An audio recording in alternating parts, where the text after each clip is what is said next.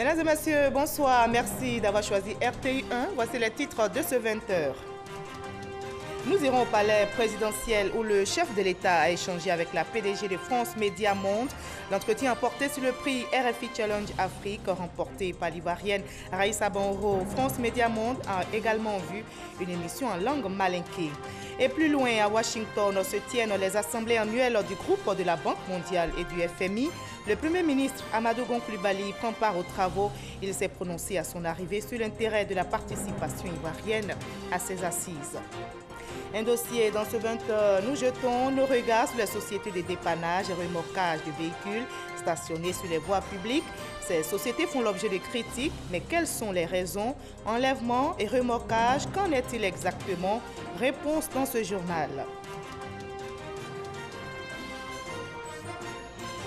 Les États-Unis et Israël quittent l'UNESCO, qu'ils accusent d'être anti-israélienne. La directrice générale de l'UNESCO, Irina Bokova, en fin de mandat à la tête de l'organisation, regrette profondément cette décision. Soyez les bienvenus sur RTI 1. Ce jeudi, le chef de l'État, Alassane Ouattara, a échangé avec la PDG de France Média Monde, Mme Marie-Christine Saragosse. L'entretien a porté sur le prix RFI Challenge Afrique, remporté par l'Ivoirienne Raïssa Banro pour la réalisation de son application dénommée Lucie. Par ailleurs, la PDG de France Média Monde a évoqué de nouveaux programmes, notamment une émission en langue malinké. Le reportage de Jérôme Kofi Aboulin. Marie-Christine Saragosse au palais présidentiel de la République de Côte d'Ivoire ce jeudi. La PDG de France Média Monde y a été reçue par le président de la République, Alassane Ouattara. Marie-Christine Saragosse dit avoir rencontré le chef de l'État dans le cadre du prix RFI Challenge, remporté par une Ivoirienne du nom de Raïssa Banoro, qui obtient à cet effet une enveloppe de 15 000 €. Nous sommes venus échanger avec le président à l'occasion du prix RFI Challenge App Afrique que nous avons lancé il y a quelques mois ici même à Abidjan et dont nous avons désigné la lauréate au cours d'une grande émission de 7 milliards de voisins et de voisines, une émission de RFI. Et il se trouve qu'en plus, la lauréate est une Ivoirienne et vraiment, c'était formidable. Elle a fait un projet dans le cadre du défi que nous avons lancé, comment, avec le numérique, améliorer l'éducation des filles. Et elle a fait un très beau projet d'application pour une alphabétisation des filles par le numérique. Et donc, nous lui avons remis un chèque de 15 000 € et elle va être, avec du tutorat, elle va pouvoir développer son projet. Et on espère que dans un an, du coup, ce sera mis au service des jeunes filles qui veulent s'alphabétiser.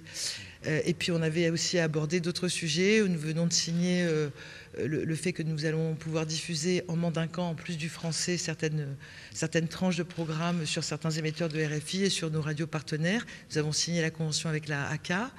Et donc, nous allons pouvoir faire cela. Nous avons parlé TNT, enjeux économiques pour l'Afrique. Pour la présidente directrice générale de France Média Monde, c'est toujours un grand plaisir de revenir en Côte d'Ivoire et de rencontrer le président de la République, Alassane Ouattara. Abidjan accueille depuis ce matin le premier forum Pharmafrica Expo. Le forum réunit le Gotha africain du secteur pharmaceutique à Abidjan. Et c'est le vice-président Daniel Kablan-Duncan qui a procédé à l'ouverture officielle des travaux. Les experts en santé vont plancher sur des réformes. Leur objectif est d'apporter des innovations en vue d'améliorer l'accès aux médicaments en Afrique. Mama Traoré, Jérôme Kofi Aboulin. 80% des Africains ont recours à la médecine traditionnelle pour se soigner. C'est dire qu'il faut améliorer l'accès aux médicaments pharmaceutiques en Afrique. Conscients de l'urgence, les professionnels de la santé du continent sont réunis à Abidjan pour 3 jours à la faveur du premier salon Pharmafrica Expo. Une plateforme d'échange et d'affaires ouverte ce jeudi par le vice-président Daniel Kablan-Duncan. Pharmafrica Expo est né d'une vision, celle de valoriser et de s'informer sur le savoir-faire africain et de plaider pour un meilleur encadrement dans ce secteur. Cette première édition de Pharmafrica Expo s'articule autour du thème « Nouvelles tendances pharmaceutiques et innovations thérapeutiques ». Les participants auront ainsi à plancher sur certains défis du secteur pharmaceutique, tels la réglementation, la lutte contre les faux médicaments, le système de distribution ou encore l'innovation. Vous avez le souci d'améliorer le système de santé, partant celui de l'accès des patients aux thérapeutiques de qualité. Le gouvernement ivoirien soutient votre initiative et vous indique que vous êtes sur la bonne voie, la voie de la réforme et de l'innovation. Selon le vice-président Daniel Kablan-Duncan, la Côte d'Ivoire ambitionne de devenir un pays performant et innovant en matière d'offres, de soins et de médicaments. Pour ce faire, il sollicite la contribution du secteur privé. La demande à produits pharmaceutiques et parapharmaceutiques est en forte croissance en Afrique et dans notre pays. C'est pourquoi le président de la République, son Excellence M. Alassane Ouattara, et le gouvernement ivoirien lancent un appel pressant aux opérateurs de ce secteur à venir investir massivement dans la production de ce type de produits. C'est un secteur d'opportunités, porteur de croissance et créateur d'emplois. Son expansion permettra en outre de réduire la dépendance de nos pays africains vis-à-vis de l'extérieur. Par ailleurs, l'augmentation de la production permettra, entre autres, de réduire les coûts des médicaments et, par voie de conséquence, de lutter contre les marchés parallèles, de freiner la vente de faux médicaments. Il s'agit donc, on le voit, d'un véritable levier de développement. Selon les chiffres de la nouvelle pharmacie de la santé publique, la Côte d'Ivoire importe 90% de ses besoins en médicaments contre 10% seulement produits localement. Loin d'ici, à Washington se tiennent les assemblées annuelles du groupe de la Banque mondiale et du Fonds monétaire international. Le Premier ministre Amadou Gon Coulibaly prend part aux travaux dans la capitale fédérale américaine. Il s'est prononcé à son arrivée donc à Washington sur l'intérêt de la participation ivoirienne à ces assises du monde économique international. Je vous propose maintenant d'écouter le Premier ministre Amadou Gon Coulibaly. Nous devrons participer à cette réunion pour représenter notre pays avec une délégation ministérielle, mais ça nous donne aussi l'occasion de discuter avec nos partenaires de la Banque mondiale et du Fonds de l'état d'avancement de notre coopération. Et concernant la Banque mondiale, nous avons beaucoup de projets qui sont en instruction actuellement et qui s'inscrivent dans la mise en œuvre du PND 2016-2020. Donc ce sera l'occasion pour nous d'approfondir avec la banque comment arriver à la finalisation de ces projets et à les mettre en œuvre rapidement pour le bien-être des populations ivoiriennes. Et avec le fonds, venir constater, surtout après la mission qui vient de se tenir à Abidjan, que les performances économiques de la Côte d'Ivoire sont bonnes et que les perspectives économiques sont très bonnes. Et toujours en économie, ici en Côte d'Ivoire, la Direction générale des impôts réalise de belles performances. La DGDI enregistre un excédent de plus de 6 milliards de francs CFA par rapport aux objectifs de recettes du troisième trimestre cette année. L'information a été donnée ce matin à l'ouverture du séminaire bilan organisé par la Direction générale des impôts à Cocody. Francis Boifo pour le reportage. Je tiens tout particulièrement à adresser mes félicitations et mes encouragements aux différents personnels. Sur un objectif de recette de 509,4 milliards de francs CFA pour le troisième trimestre, la Direction générale des impôts a réalisé 516 milliards de francs CFA. Notre administration enregistre donc un écart positif de 6,6 milliards par rapport à l'objectif. Il convient toutefois de noter que les résultats enregistrés par nos services depuis le début de l'année, donc résultats cumulés des 3 premiers trimestres, s'établissent à 1579,3 milliards pour un objectif de 1544,2 milliards. Soit un écart positif de 35,1 milliards de nos francs. Selon le directeur général des impôts, ces résultats affichent au 30 septembre 2017 une progression de 10,5% par rapport à ceux de l'année dernière à la même période. Les recettes fiscales constituent certes une priorité, mais nous évoluons dans un environnement social et nous avons des partenaires qui s'appellent les contribuables, nos clients. Nous devons donc mettre un point d'honneur à améliorer la qualité des services rendus ou à rendre à ces usagers. C'est ainsi qu'on pourra parler d'une administration fiscale performante et de qualité. Pour le quatrième trimestre, les projections de recettes brutes de la Direction générale des impôts sont estimées à 450,1 milliards de francs CFA. Le ministre d'État, ministre de la Défense, Ahmed Bakayoko, visite la base navale de la Marine nationale. C'est une visite de travail et de prise de contact pour s'imprégner des conditions de vie des marins ivoiriens. Le ministre de la Défense leur a expliqué sa vision qui se résume en une armée unie et disciplinée. Abou Sanogo.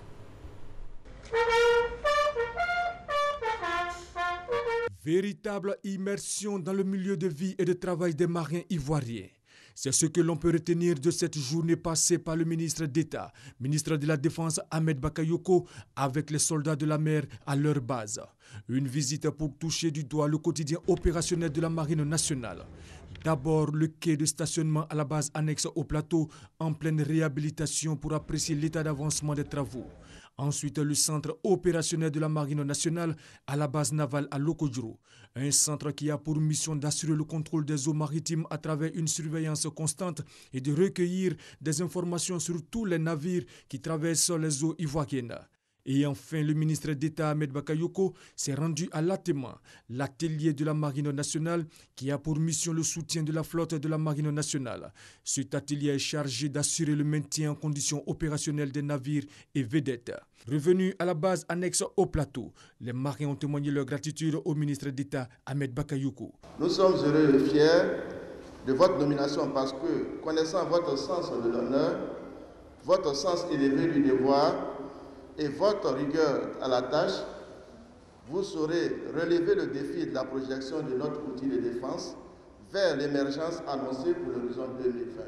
En retour, le ministre d'État Ahmed Bakayoko a salué l'action des marins dans la protection des eaux ivoiriennes, puis leur a dévoilé sa vision. La priorité principale de l'armée de Côte d'Ivoire, c'est d'abord de prendre soin des hommes qui l'animent.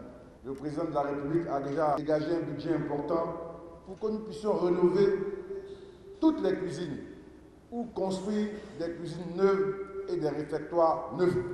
Mon ambition avec vous, ça va être de faire en sorte que la marine de la Côte d'Ivoire soit la dimension de ce que la Côte d'Ivoire est dans l'environnement géostratégique, sous-régional et continental. Les enjeux sécuritaires avec la piraterie maritime, son lot de trafiquants de drogue, avec la pêche illégale, détermine la puissance économique des pays. Après cette visite de prise de contact et de travail, le ministre d'État, ministre de la Défense Ahmed Bakayoko se rendra dans les autres unités de l'armée pour inviter les soldats à la cohésion et à la discipline. Le secrétaire général d'Interpol a effectué ce jeudi une visite officielle en Côte d'Ivoire. Il a été reçu par le ministre d'État, ministre de la Défense, Ahmed Bakayoko, par le ministre de l'Intérieur et de la Sécurité, ainsi que par le directeur général de la police nationale. Cette visite s'inscrit dans le cadre du renforcement de la coopération entre la Côte d'Ivoire et Interpol pour lutter contre le grand banditisme. Herman Divi. Il est 11h. Quand le cortège du secrétaire général de Interpol, l'organisation internationale de police la plus importante au monde, arrive dans les murs de la direction générale de la police nationale. Officiers et sous-officiers de la police nationale pour l'accueillir, place ensuite aux échanges entre le directeur général de la police nationale et le secrétaire général d'Interpol. Jürgen Stock est ensuite reçu par le ministre de l'Intérieur. Il se félicite de l'étroite collaboration qui existe entre les services de police de Côte d'Ivoire et Interpol. La police de Côte d'Ivoire joue un rôle de meneur dans les différentes opérations facilitées et coordonnées par Interpol. Et le bureau régional de Interpol ici à Abidjan aide énormément à mettre ses services opérationnels au service des différentes polices dans les pays de l'Afrique de l'Ouest. J'ai eu l'opportunité de remercier le directeur général de la police et encore le ministre de leur soutien très fort et leur engagement au sein de la mission d'Interpol. Recevoir le secrétaire général pour faire avec lui sur place ici l'état des lieux de la collaboration entre la Côte d'Ivoire et cette organisation est une opportunité pour la Côte d'Ivoire pour relancer cette collaboration, l'accentuer davantage parce que nous sommes preneurs dans la lutte contre le terrorisme. Le nouveau bureau régional de lutte contre le terrorisme qui est annoncé pour être ouvert par Interpol en Côte d'Ivoire est une grande opportunité et aussi un grand soulagement dans la lutte contre le terrorisme. Mais avant, le secrétaire général de Interpol, Jürgen Stock, a été reçu par le ministre d'État, ministre de la Défense, Ahmed Bakayoko. L'intensification de la collaboration entre la Côte d'Ivoire et Interpol, toujours au centre des échanges. Et ce jeudi également, le palais de justice du Plateau a abrité la cérémonie solennelle de rentrée judiciaire et d'installation de magistrats de la Cour d'appel d'Abidjan pour l'année 2017-2018. Ainsi ont été nommés Ali Yeo, président de la Cour suprême, également Lebri Marie-Léonard, procureur général auprès de la Cour d'appel. 18 autres magistrats ont été nommés par le président Alassane Ouattara. Ahmed Traoré, Herman Djifi. Accompagné d'autres magistrats, Etia Anna Désiré, présidente de chambre à la Cour d'appel, procède à la cérémonie d'installation des nouveaux promus. Il s'agit des magistrats Ali Yeo, précédemment procureur général, nommé par le chef de l'État, devenu président de la Cour d'appel, ainsi que Marie-Léonard Lebri, anciennement conseiller à la Cour suprême, devenu à son tour procureur général. Ce sont des sentiments de reconnaissance envers le président de la République qui a procédé à cette nomination, des sentiments de reconnaissance pour cette nouvelle mission qui m'est donnée et aussi des sentiments de responsabilité pour dire aux uns aux autres que le premier président que je suis va mettre tout son talent, toute sa force, toute son intelligence au service de la justice. Qu'aucun poste de responsabilité n'est réservé à quelqu'un. Il suffit, selon le président de la République, de remplir les conditions de compétence, d'équité, d'intégrité simplement pour que vous puissiez être nommé à ce poste. Une décision saluée par le garde des Sceaux, ministre de la Justice et des Droits de l'Homme. Il nous faut mettre en place une justice qui rassure nos concitoyens. Et mettre en place une justice qui rassure nécessite que l'on fasse appel à des magistrats de qualité et à des magistrats qui, par leur expérience, sont à même d'impulser cette nouvelle dynamique-là à la justice. La rentrée judiciaire se tient chaque début du mois d'octobre. Elle marque la reprise des activités de la justice et offre l'opportunité à ses acteurs de dresser le bilan de l'année écoulée et de définir les principales lignes directrices pour l'année qui commence. Cette année, 18 autres magistrats ont été nommés auprès de la Cour du parquet général. Voilà, et vous l'avez noté, Ali Yeo a été donc nommé président de la Cour d'appel et Lebri Marie-Léonard, procureur général auprès de la Cour d'appel. On vient de l'apprendre, et cette fois-ci dans le domaine religion, l'archevêque de Korogo, Monseigneur Marie-Daniel Dadi, a démissionné pour des raisons de santé. Le pape a accepté la démission, c'est ce que nous confirme la conférence épiscopale. Notez que le gouvernement japonais vient de faire des dons à la RTI. Ces dons sont constitués de caméras et de tables de montage. Le don fait partie d'un projet d'environ 300 millions de francs CFA et permettra à la RTI de renforcer les capacités de ses chaînes et stations régionales. On en sait plus avec notre reporter Franck Quadio. Du matériel pour la RTI, radiodiffusion télévision ivoirienne, ses caméras, tables de montage et autres accessoires de reportage sont offerts par le Japon. C'est le fruit de la coopération entre les deux pays qui avait signé le 21 décembre 2015 un accord de partenariat technique traduit par un projet portant sur une aide d'environ 300 millions de francs CFA. Cette remise de matériel est à inscrire dans le cadre de cette coopération qui prend en compte le renforcement des capacités des agents et la remise de matériel. Occasion pour le représentant de la coopération japonaise en Côte d'Ivoire de situer le cadre. Le projet permet d'approvisionnement en équipement, d'enregistrement, d'édition et de diffusion et leurs accessoires. Et il apportera le bénéfice aux chaînes RTI 1, RTI 2 et vers la chaîne locale telle que RTI, Boaké, etc.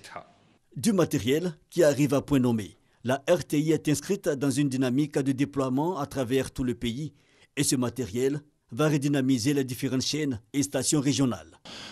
Au niveau du matériel, cela va nous permettre d'installer de nouveaux correspondants en Côte d'Ivoire. Donc dans le nord du pays, dans l'est du pays, nous allons renforcer le réseau. Dans le sud-ouest également, nous allons renforcer le réseau de correspondants.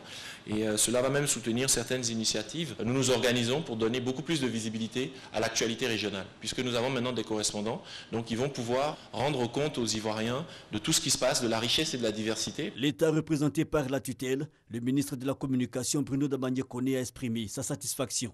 Tout ce que nous avons besoin de vous demander, c'est de continuer à faire votre travail, à le faire avec responsabilité, à le faire avec professionnalisme. Pour le reste, nous nous assurerons que vous avez le moyen de faire correctement ce travail pour la Côte d'Ivoire, pour les Ivoiriens. Autre point marquant, visite à des studios et plateaux du journal, le département artistique et la production, délégation japonaise et tutelle ont voulu constater de visu les potentialités techniques de la RTI. Et on en arrive maintenant à notre dossier de ce 20h. Nous jetons aujourd'hui nos regards sur les sociétés de dépannage et remorquage de véhicules stationnés sur les voies publiques. Ces sociétés font l'objet de critiques, mais quelles sont les raisons? Enlèvement et remorquage, qu'en est-il exactement? Réponse maintenant dans ce dossier signé ce soir Salima Toudia et Christelle Mena.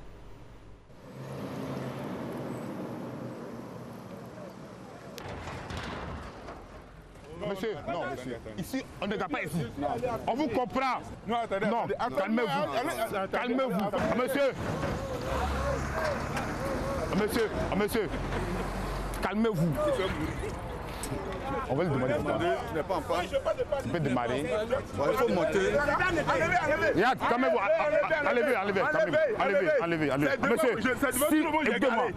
si vous n'êtes pas en panne, montez simplement. On a compris. Tuez-moi. Levez-vous. Non, je me lève. Fou de rage, cet usager refuse tout dialogue, bien qu'ils sont en infraction sur une voie à grande vitesse. Le monsieur a garé sur une voie publique. Nous sommes sur l'autoroute du Nord. On ne peut pas stationner comme ça sur l'autoroute du Nord. C'est une voie à grande vitesse. Donc quand une voiture est sur l'autoroute du Nord, qu'elle est garée, qu'elle est mal stationnée, on a le droit de l'enlever et l'envoyer au district. Moins théâtrale, Larissa a assisté impuissante et sans ménagement à l'enlèvement de son véhicule. Un jeudi soir à 19h, j'ai une panne au niveau du boulevard Latry. La batterie qui ne fonctionne pas très bien, mais que j'arrive à gérer quand cela arrive. Et là, je vois débarquer des gars avec leur remorqueuse. Je leur dis non, laissez, je sais comment gérer ma panne. Donc j'ouvre le capot, malgré qu'ils essayent de fermer le capot, j'ouvre le capot, j'essaye de faire redémarrer le véhicule. Au moment où je descends de la voiture pour refaire la manœuvre, qu'ils ont déjà essayé de remorquer ma voiture, ils ont attaché le véhicule. J'ai beau demander, supplier, demander pardon, ils ne veulent rien savoir. Ils ont déjà remorqué mon véhicule, ils me tendent une vieille feuille plutôt froissée pour me dire d'aller rechercher ma voiture à la fourrière. Direction Yopougon-Jesco, la plus grande fourrière du district d'Abidjan, ouverte depuis 1979. Ici peuvent s'entasser environ 1200 véhicules. Une fois entré, le véhicule enlevé peut être réparé à la demande de l'automobiliste. Le coût de la prestation dépend de la panne et le véhicule n'est restitué qu'après règlement total. Ça varie de 40 000 francs à 250 000 francs selon les voitures de type F. Dans les paramètres, il y a la taille du véhicule, il y a la distance parcourue et il y a le type d'opération. Vous comprenez que pour un grave accident pour lequel nous prenons 4-5 heures pour faire l'enlèvement, ne sera pas tarifé au même tarif qu'une voiture qui est en panne et qu'on va enlever. En plus de l'enlèvement et des réparations éventuelles, il y a les frais journaliers de garde. Les 3 premiers jours ne sont pas facturés. Au-delà, le compteur s'enclenche. Plus les véhicules restent longtemps, plus les caisses se renflouent, permettant ainsi aux sociétés prestataires de s'acquitter de leurs redevances auprès du district d'Abidjan ou de la mairie concernée. Tarifs excessifs, enlèvements précipités, les plaintes des usagers se multiplient, mais le district rassure. Une brigade de contrôle veille au respect des engagements pris par les sociétés conventionnelles. En cas d'abus, l'usager peut y faire recours. On a ce qu'on appelle la brigade de contrôle urbain qui est en place. Et cette brigade, tourne sur tout le site territoire de cette d'Abidjan. Alors, lorsqu'il y a un abus, nous sommes interpellés. Nous sommes interpellés et nous arrivons sur le champ. Et quand nous faisons le constat que l'usager a raison, on libère automatiquement le véhicule. Les sociétés de dépannage et de remorquage ont pignon sur rue. Tarifs non homologués, concurrence déloyale, l'Observatoire de la fluidité des transports veut assainir le secteur. À notre niveau, nous souhaitons aboutir à un système d'agrément qui fera qu'on saura qui opère et qui travaille sur le terrain et nous donner la possibilité, au besoin de faire un renforcement des capacités pour faire en sorte que ce secteur soit professionnalisé, qu'il y ait une harmonisation des tarifs, que les tarifs soient vulgarisés et que les procédures soient connues là-dessus. Autre projet en maturation, la création d'une grande fourrière dans le district d'Abidjan avec une capacité de 3500 engins. Elle accueillera également les véhicules en fin de vie. Ce qu'il faut retenir, l'entreprise de remorquage doit dépanner tout véhicule en panne mineure sur les voies publiques. L'assistance doit durer au moins un quart d'heure. En cas d'enlèvement, 3 options s'offrent à l'usager. Faire garer son véhicule à domicile, à la fourrière ou dans un garage de son choix, contre une somme allant de 40 à 250 000 francs CFA. Voilà, c'était un sujet réalisé par Salima Toudia et Christelle Menin. À l'étranger, au Libéria, la Commission électorale nationale a commencé à publier les résultats provisoires des élections générales. La Commission a donné le pourcentage obtenu par les candidats à la présidentielle dans certains districts sans déclarer de candidat en tête ou un vainqueur. Les Libériens vont donc encore patienter pour connaître le successeur d'Ellen Johnson Sirleaf, première femme élue chef d'État en Afrique. Rappelons que 20 candidats sont en lice pour succéder à Ellen Johnson Sirleaf. Et de l'autre côté, au Kenya, il y a un nouveau rebondissement dans la présidentielle. La commission électorale a annoncé hier que les 8 candidats du premier tour peuvent se représenter au scrutin du 26 octobre prochain. C'est une décision de la Haute Cour de Nairobi. Notons que mardi dernier, Raila Odinga avait annoncé son retrait de cette élection, estimant que les conditions n'étaient pas réunies pour garantir un scrutin libre et équitable. Les États-Unis d'Amérique et Israël quittent l'UNESCO qu'ils accusent d'être anti-israélienne. Washington, qui veut toutefois conserver un statut d'observateur, avait prévenu début juillet de son intention de réexaminer ses liens avec l'UNESCO après sa décision d'inscrire la vieille ville de Hébron au patrimoine mondial de l'UNESCO. On en sait plus avec Herman Givi. L'information est tombée ce jeudi, en début d'après-midi. Les États-Unis annoncent leur retrait de l'UNESCO, l'Organisation des Nations Unies pour l'éducation, la science et la culture. Motif avancé par la première puissance mondiale, l'UNESCO serait anti-israélienne. En toile de fond, les positions de l'UNESCO sur Jérusalem et Hébron, défendues par les pays arabes. Quelques années plus tôt, en 2011, l'admission de la Palestine au sein de l'UNESCO a accentué la crise et entraîné la suspension des contributions financières d'Israël et des États-Unis. Des contributions égales à plus de 20% du budget de l'agence. En juillet dernier, Israël et les États-Unis avaient d'ailleurs prévenu qu'ils réexamineraient leurs liens avec l'UNESCO, qualifiant d'affront à l'histoire la décision de l'organisation de déclarer la vieille ville de Hébron en Cisjordanie occupée, zone protégée du patrimoine mondial. Une décision qualifiée de délirante par Israël qui salue le retrait américain. Après son retrait qui ne sera effectif qu'en fin décembre 2018, conformément au statut de l'UNESCO, Washington n'aura plus qu'une position d'observateur. Pour la directrice générale de l'UNESCO, Irina Bokova, cette décision porte un coup certain au multilatéralisme, une décision qu'elle dit regretter profondément. Voilà, et après l'annonce du retrait des États-Unis de l'UNESCO, Israël a également annoncé son retrait. Et je vous livre la réaction de la directrice générale de l'UNESCO après cette annonce. Irina Bokova a dit, et je cite, « C'est une perte pour l'UNESCO, une perte pour la famille des Nations Unies, c'est une perte pour le multilatéralisme. » Et pendant ce temps, le mouvement islamiste Hamas et son rival palestinien du Fatah ont signé aujourd'hui même au Caire en Égypte un accord de réconciliation destiné à mettre fin à une décennie de déchirements dévastateurs en se donnant 2 mois pour résoudre les problèmes les plus épineux.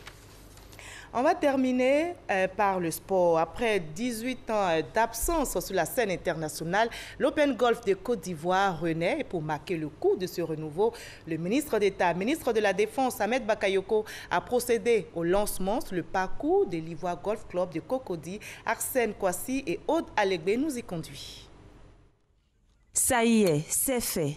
Le top départ de la 19e édition de l'Open Golf de Côte d'Ivoire a été donné par le ministre d'État, ministre de la Défense Ahmed Bakayoko, parrain du tournoi. Au cours de la cérémonie, le président de la Fédération ivoirienne de golf n'a pas manqué d'exprimer sa reconnaissance à tous ceux qui ont œuvré pour la renaissance de cette compétition restée en veilleuse pendant 18 ans.